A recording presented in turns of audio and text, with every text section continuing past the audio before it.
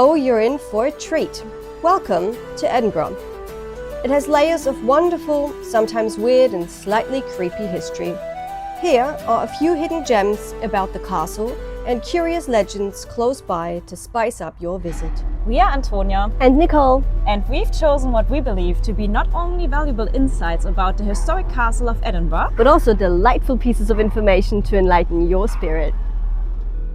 Edinburgh Castle has watched over Scotland's capital for over a millennium. Proof that even in history, a good fortress never goes out of style. It's where kings, queens and the occasional ghost have all left their mark on Scotland's story. The castle sits on an extinct volcano called Castle Rock, because in Scotland, even the landscape has a fiery past. The last time their 130-meter high volcano exploded was over 340 million years ago. Thankfully, nobody was around to witness such an event. By the time the 11th century came around, it was time to erect the castle we know and love today. With a long, rich history as a royal residence, military garrison, prison and fortress, it is filled with many exciting stories.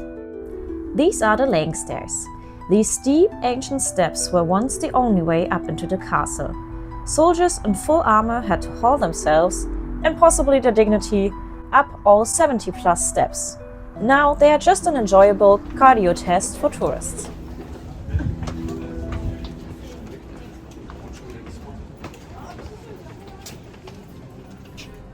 The honours of Scotland, also known as the Scottish Crown Jewels, are older than the English Crown Jewels, but still just as sparkly. They were hidden away in a chest for centuries to protect them from the forces of Oliver Cromwell, an English politician and soldier, only to be rediscovered behind a wall in 1818. Think crown, scepter and sword, basically medieval bling with a secret past. The Great Hall was completed in 1511 by King James IV. It's where grand royal banquets and state events were held. Impressive is the hammerbeam roof, which is a decorative, open timber roof truss typical for English Gothic architecture. It has been called the most spectacular endeavor of the English medieval carpenter.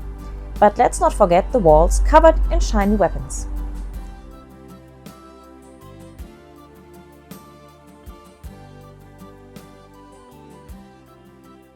What is your favourite spot in the castle and why? It would have to be the royal apartments. There's just so much you can talk about in there. You've got the entire bloodline of Mary Queen of Scots in that room.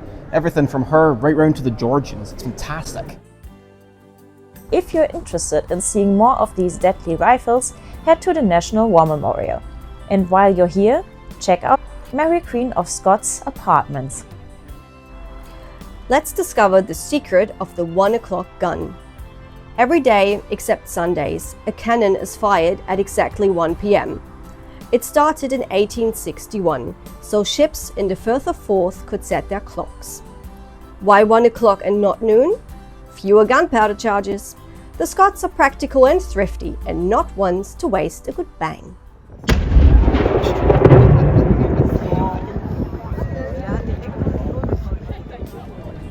Speaking of bangs, meet one's Meg. A 6-ton cannon that once hurled 330-pound stones with all of the subtlety of a hangry dragon. She's not part of the daily timekeeping, probably because she's a bit over-enthusiastic. Now that the dry history lesson is covered, we'd like to share some untamed, rustic mystique, exploring our favourite legends close to Edinburgh Castle. Below Edinburgh Castle lies the grass market. No grass here, just good old-fashioned spirits. For that, visit one of the local pubs, like Maggie Dixon's, proudly named after, you guessed it, Margaret Dixon. The grass market was the traditional place for public executions. Maggie is known for being half-hanged. Just like nearly headless Nick in Harry Potter, Maggie's execution didn't quite go as planned. She was hanged for supposedly murdering her child and afterwards taken away on a cart in 1724.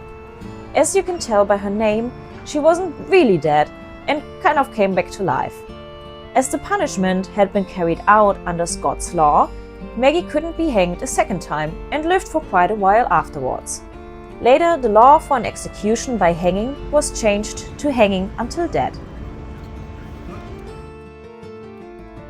Legend has it that the guardian thistle played a vital part in Alexander III's, King of Scots' defense against a nighttime raiding party of not-so-sneaky Vikings.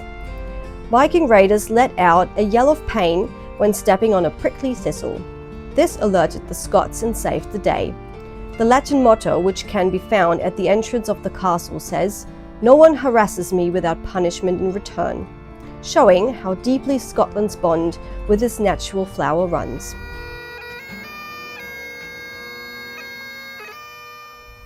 A brave bagpiper was sent underground to map Edinburgh's secret tunnels by the city council, but vanished mid-tune. Some say you can still hear ghostly piping from below to guide or warn future explorers, depending on your spooky mood. So there you have it, ladies and gentlemen. Thank you for keeping us company during this adventurous journey while we explored Edinburgh Castle and our favorite legends. See you next time. Bye. Okay, mal gucken, ob es klappt. About the historic... About the historic castle. Ich war gar nicht so schlecht. Ich habe nicht das gesagt, was da stand, aber es war halbwegs in Ordnung. Wir, Antonia. Stopp, ich muss nochmal anfangen. Ich hab hier. Wir, Antonia. Mein Ärmel ist runtergerutscht. And while you're here, also check out Queen of Mary's Oak. Oh, okay. Nochmal. Okay. Hi. Hello. Interest journey. Oh Gott. Winken wir zum Schluss? Klar.